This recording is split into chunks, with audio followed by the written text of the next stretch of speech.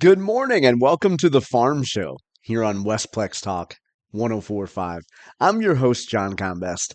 It is Saturday, October 18th. We are into harvest season. How deep are we into harvest season? Well, we can't check the USDA numbers right now because the USDA is shut down. In fact, if you go to USDA.gov, here's the message you'll see. Quote, due to the radical left Democrat shutdown, this government website will not be updated during the funding lapse.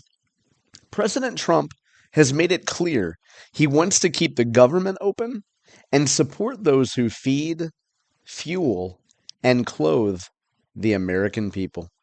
Well, I guess we won't have any harvest data this week, but we do have a lot of other information. Here's the way the show will go today.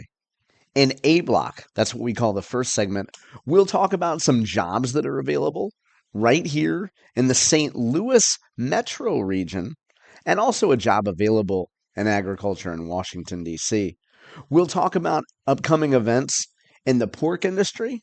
We'll also, I guess we'll also have to talk a little bit about the political world as it relates to trade. We'll have comments from an ag economist. That's via Brownfield News. And we'll also have a little bit of insight from a member of Congress right here in our broadcast area. In B block, that's what we call the second segment of our show, we're going to go straight into livestock. As it turns out, you might be eligible for a little bit of financial help if you're into virtual fences. We'll play a segment from the folks from the Center for Regenerative Agriculture, as well as MUExtension, and folks from, yes, USDA, from a webinar they had a few days back about how maybe you can get a little bit of money for virtual fencing. And then in C block, we will continue with what we talked about in our last episode's C block, the Corteva spinoff. We may even lead into that with a little bit of bear news that's similar to bear news that we had in our last episode. More legal bad news for bear. So let's get right into it. As you know, October is indeed pork month. Let's mention an event that we touched on last time with a few details. The 2025 Swine Institute will take place at the Pork Place. That's at the Missouri State Fairgrounds in Sedalia, Missouri, at the end of this month, October 29th to be exact. The Swine Institute is designed to inform Missouri industry leaders of the latest research and analysis impacting swine production. There will be no cost to attend the Institute. Registration, materials, and lunch are provided by generous sponsors. And you can find the agenda at MUEpork.com. That's MUEpork.com. The highlights of the agenda: a sow transition nutrition session from Dr. Amy Petrie from the University of Missouri. Then it's on to Manure Tech Decision Support Tool, also from the University of Missouri. The TN Visa Workers and the U.S. Swine Industry session. Then, right before lunch, it'll be the National Pork Board update. That's from Dr. Brett Kaizen of the National Pork Board. Lunch at 11:55, the most important part of the program, prepared by Bob and Patty Wheeler. From then, it's on to ag lending and the farm economy from Matt Hoyster and Joe Abbott of FCS Financial. That's followed by a session on hog barn space for finishers presented by Jay Lampy of Growthland. Then it's on to a National Pork Producers Council trade update, followed by, capping off the day, tax regulations and estate planning. That's from Connie Hayden of Hayden and Colbert. That's followed by concluding remarks at 3 p.m. Again, for more information, go to MUEpork.com. That event is October 29th in Sedalia. Hey, an event that we hadn't yet mentioned is also on October 29th, this time in a neighboring county, Gasconade County. That event, Hay Management. It's at the MUExtension Center in Gasconade County. Here's what the University of Missouri has to say about that program. The University of Missouri Extension will offer hay quality management workshops this fall in Cole, Miller, Gasconade, and Osage counties. Local livestock and hay producers are invited to attend these free programs intended to help farmers improve hay quality, to reduce feed costs, and enhance livestock performance. Rudra Baral, who's the MUExtension agronomy specialist, says these workshops are designed to give producers hands-on, research-based knowledge they can apply right away. Workshop topics include why hay quality matters, practical approaches to improving hay quality, nitrate poisoning concerns, hay testing and interpreting results, as well as matching hay quality to livestock classes. As far as the dates, the closest one to us will be in Gasconade County and Owensville. That's Wednesday, October 29th from 5:30 p.m. to 6:30 p.m. at the MUExtension Center. Again, that's in Owensville at 1106 West Highway 28, 5:30 to 6:30 p.m. If you want more information, contact the MUExtension office in Gasconade County. That number is 573-266-2701. You can also go to extension.missouri.edu/news. Speaking of news, how about some job news? Do you know anyone looking for a job? Do you know anyone looking for a different job? Maybe a better job? The National Corn Growers Association has 3 jobs that have just posted. Let's tick through those quickly. The first job is based in Washington, D.C. We won't spend a whole lot of time on that one, but I'll read the overview. That job for NCGA is called Manager of Grassroots and State Engagement. They describe it this way. The Manager of Grassroots and State Engagement is responsible for structuring and executing NCGA's grassroots advocacy efforts while working with state partners to improve their organizational influence and impact and advocacy. Duties include helping craft grassroots campaigns, organizing leadership and advocacy training, co-creating advocacy messaging on key policy priorities, and helping raise the corn industry's profile in Washington, D.C. The manager plays a unique role helping state partners fully tap into the capabilities and resources offered by NCGA, including advocacy, communications, development, and outreach to boost their potential footprint. Now let's focus on 2 jobs a little bit closer to home in the St. Louis metro region, Chesterfield to be exact. Here's how NCGA describes the Membership Insights role. Membership Insights is responsible for using data analysis to improve outreach and communication to our members and deliver exceptional customer service to our association members and state association partners. This position will lead data analysis and interpretation to improve member offerings, support the operation and development of the NCGA Yield Contest, and provide a suite of services to our members and state association partners, ensuring a high level of customer satisfaction. So what about the duties and responsibilities? NCGA says 50% of this role is focused on membership insights, which includes data analysis, supporting state membership needs, and managing all membership accounting functions. The other 50% of this job is member engagement. That includes the popular Yield Contest operation and development. It also includes member recruitment and retention program, as well as NCGA member perks.